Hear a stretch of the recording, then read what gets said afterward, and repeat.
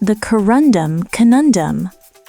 To the untrained eye, a deep red ruby and a cool blue sapphire appear to be completely unrelated gems, yet they are essentially identical siblings born from the same mineral parent.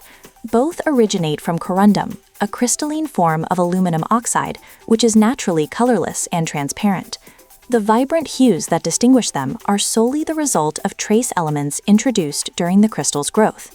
When impurities of iron and titanium enter the lattice, the stone turns blue, becoming a sapphire. Conversely, the presence of chromium creates the fiery red characteristic of a ruby. However, chemistry alone does not dictate the name. The quantity of the impurity is equally critical. For a gem to be officially classified as a ruby, its red color must meet a strict standard of saturation. If the stone contains chromium, but the red tone is too light, it is categorized as a pink sapphire. This means that a ruby that falls slightly short of the color criterion is technically considered a sapphire, highlighting that the distinction relies on rigid visual standards rather than just chemical composition.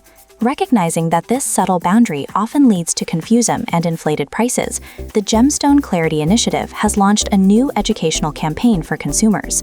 While the market typically values stones labeled ruby significantly higher than pink sapphires, the geological difference between a borderline ruby and a vivid pink sapphire is negligible.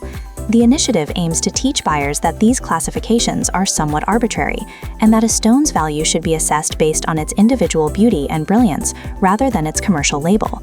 By offering workshops that allow participants to compare these gems side by side, the program encourages a shift in perspective.